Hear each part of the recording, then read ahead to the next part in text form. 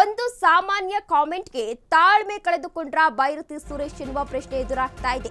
ಒಂದು ಸಾಮಾನ್ಯ ಕಾಮೆಂಟ್ಗೆ ತಾಳ್ಮೆ ಕಳೆದುಕೊಂಡ್ರ ಬೈರತಿ ಸುರೇಶ್ ಜನಪ್ರತಿನಿಧಿಯಾಗಿ ಆ ಕೆಟ್ಟ ಪದ ಬಳಸಿದ್ದು ಎಷ್ಟು ಸರಿ ಎನ್ನುವ ಪ್ರಶ್ನೆ ಎದುರಾಗ್ತಾ ಇದೆ. ಸಚಿವನಾಗಿರೋ ನಿಮಗೂ ಅನಾಗರಿಕನಿಗೂ ವ್ಯತ್ಯಾಸ ಏನು? ಸಚಿವ ಬೈರತಿ ಸುರೇಶ್ಗೆ ಜಾಲತಾಣಗಳಲ್ಲಿ ಜನರು ಇದೀಗ ತರಾಟೆಯನ್ನ ತೆಗೆದುಕೊಂಡಿದ್ದಾರೆ. ವೈರಲ್ ಆದ ಬಳಿಕ ಕಾಮೆಂಟ್ ಅನ್ನ ಡಿಲೀಟ್ ಮಾಡಿದ್ದಾರೆ ಬೈರತಿ ಸುರೇಶ್ ಎನ್ನುವ ಮಾಹಿತಿ ಸಿಗ್ತಾ ಇದೆ.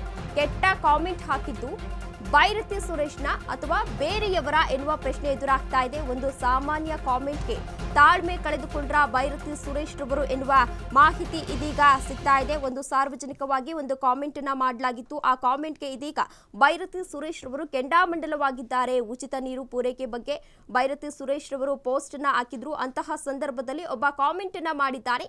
ಅವರಿಗೆ ಆ ಕಾಮೆಂಟ್ ವಿಚಾರಕ್ಕೆ ಸಂಬಂಧಪಟ್ಟಂತೆ ಬೈರತಿ ಸುರೇಶ್ ರವರು ಕೆಂಡಾಮಂಡಲವಾಗಿದ್ದಾರೆ. ಉಚಿತ ನೀರು ಪೂರೈಕೆ ಬಗ್ಗೆ ಒಂದು ಪೋಸ್ಟ್ ಅನ್ನ ಹಾಕಿದ್ರು.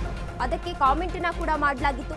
ಇದೆಲ್ಲ ನಾಟಕ, ಜನ ಮೂರ್ಖರೆಂದು ಕಾರ್ತಿಕ್ ಎಂಬಾತ ಈಗಾಗಲೇ ಕಾಮೆಂಟ್ ಮಾಡಿದ್ದ. ಕಾಮೆಂಟ್ ಅನ್ನ ನೋಡಿ ಸಚಿವ ಬೈರತಿ ಸುರೇಶ್ ರವರು ಇದೀಗ ಕೆಂಡಾಮಂಡಲವಾಗಿದ್ದಾರೆ.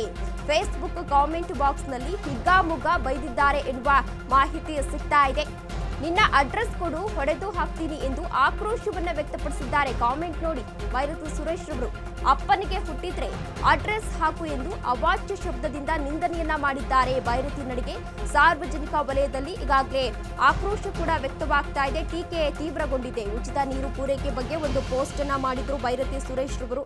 ಅಂತಹ ಸಂದರ್ಭದಲ್ಲಿ ಒಬ್ಬ ಒಂದು ಕಾಮೆಂಟ್ ಅನ್ನ ಕೂಡ ಮಾಡಿದ್ದ. ಇದೆಲ್ಲ ನಾಟಕ, ಜನ ಮೂರ್ಖರೆಂದು ಕಾರ್ತಿಕ್ ಎಂಬಾತ ಈಗಾಗಲೇ ಕಾಮೆಂಟ್ ಅನ್ನ ಮಾಡಿದ್ದ. ಆ ಕಾಮೆಂಟ್ ಅನ್ನ ನೋಡಿ ಬೈರತಿ ಸುರೇಶ್ ರವರು ಕೆಂಡಾಮಂಡಲವಾಗಿದ್ದಾರೆ ಎನ್ನುವ ಮಾಹಿತಿ ಸಿಗ್ತಾ ಇದೆ. ಜೊತೆಗೆ ಆ ವಿಚಾರಕ್ಕೆ ಸಂಬಂಧಪಟ್ಟಂತೆ ಇವರು ಕೂಡ ರಿಪ್ಲೈ ಅನ್ನ ಮಾಡಿದ್ದಾರೆ. ಕೈಗೆ ಸಿಗು, ಹೊಡೆದಾಕ್ತೀನಿ, ನಿನ್ನ ಅಡ್ರೆಸ್ ಅನ್ನ ಹಾಕು, ಹೊಡೆದಾಕ್ತೀನಿ. ಇದು ಸಚಿವರು ಹೇಳಂತಹ ಮಾತಾ ಎನ್ನುವ ಪ್ರಶ್ನೆ ಕೂಡ ಎದುರಾಗ್ತಾ ಇದೆ. ಕಾಮನ್ ಮ್ಯಾನ್ಗೂ ಸಚಿವರಿಗೂ ಡಿಫರೆನ್ಸ್ ಇಲ್ವಾ ಎನ್ನುವ ಪ್ರಶ್ನೆ ಕೂಡ ಇದೇ ಸಂದರ್ಭದಲ್ಲಿ ಎದುರಾಗ್ತಾ ಇದೆ. ಸಾರ್ವಜನಿಕ ವಲಯದಲ್ಲೂ ಕೂಡ ತೀವ್ರ ಆಕ್ರೋಶವನ್ನ ವ್ಯಕ್ತಪಡಿಸ್ತಾ ಇದ್ದಾರೆ.